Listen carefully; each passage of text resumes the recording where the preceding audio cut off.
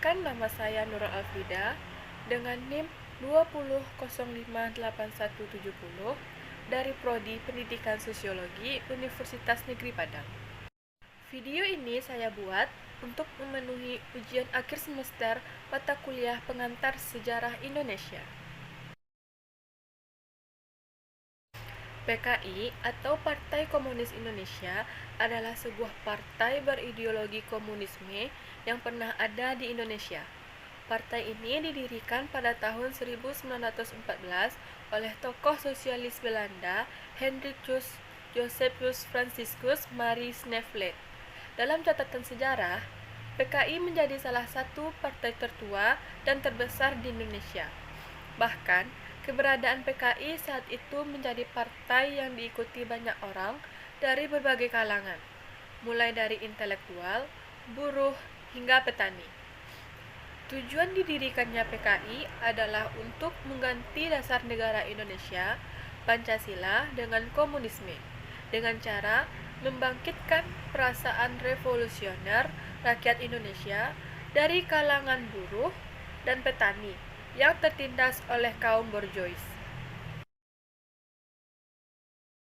Karena merupakan bentuk pengkhianatan yang dilakukan oleh pemimpin negara terhadap bangsa dan rakyatnya sendiri.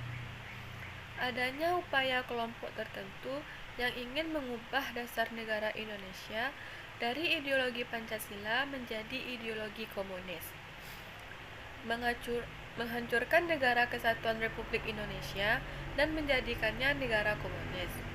Puncak dari pergerakan PKI di Indonesia ditandai dengan meletusnya peristiwa gerakan 30 September 1965 atau yang biasa dikenal dengan G30 SPKI.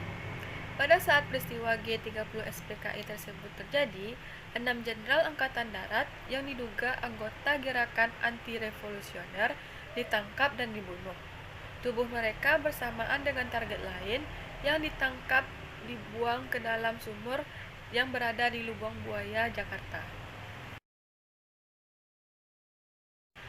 PKI tidak akan langsung menguasai negara Indonesia secara totaliter, karena masih ada kelompok besar lainnya yang akan menentang eksistensi dan keberadaan kelompok dan ideologi mereka di ranah negara.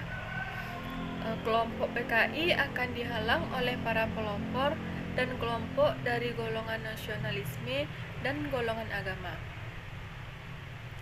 Setelah menundukkan kedua kelompok, pertama, PKI harus berhadapan dengan sebagian besar kelompok dan anggota aparat negara seperti lembaga militer yang sangat menjunjung nasionalisme dan Pancasila. Setelah semua kelompok dan golongan tersebut berhasil ditangani dan ditundukkan kekuatannya, maka PKI baru bisa berkuasa secara otoriter di Indonesia. PKI adalah kelompok komunis yang pemimpinnya Aidit adalah seorang yang memiliki latar belakang keagamaan.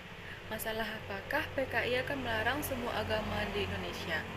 Sudah terlihat jelas dalam aturan organisasi tersebut.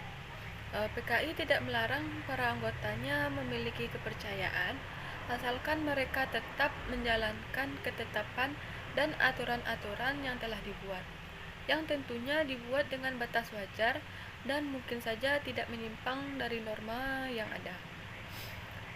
Dilihat dari cara pandang dan tatanan yang ada pada Aidit, para anggota maupun ketetapan-ketetapan kelompok mereka, sudah jelas kalau PKI seandainya bisa menguasai pusat pemerintahan negara Indonesia, maka Indonesia akan mengadopsi sistem pemerintahan dan tata hukum komunis negara Tiongkok, diperkuat dengan kedekatan Aidit dengan golongan komunis di sana. Indonesia akan menjadi negara dengan mayoritas penduduk komunis di samping Islam. Bahkan mungkin sekarang akan menyerupai Tiongkok dan Uni Soviet, yang dimana kedua negara tersebut cukup terlihat menonjol di aspek kepercayaan komunis. Jika PKI benar-benar bangkit kembali, Maka dampak yang diberikan kepada Indonesia yaitu yang pertama, Indonesia menjadi basis penyebaran paham komunis untuk wilayah Asia Pasifik. Yang kedua, Aidit yang menjadi pemimpin PKI pada saat itu kemungkinan akan menjadi Perdana Menteri. Yang ketiga, akan didirikannya organisasi pertahanan saingan NATO yang beranggotakan komunis. Yang keempat, Indonesia mendapatkan bantuan senjata dari RRC dan Uni Soviet secara gratis. Yang kelima, ekonomi Indonesia tidak akan berkembang secara signifikan karena negara komunis biasanya menggunakan sistem ekonomi terpusat. Yang keenam, demokrasi tidak berkembang dan hukum tidak berjalan lancar. Dari beberapa berita yang saya baca, para sejarawan mengatakan bahwa isu kebangkitan PKI hanya sebuah omong kosong. Ideologi komunisme dan marxisme dilarang di Indonesia. PKI sudah dibubarkan sejak tahun 1965 dan tidak pernah bangkit lagi. Apalagi jika ada yang mengatakan mereka pernah kongres beberapa kali.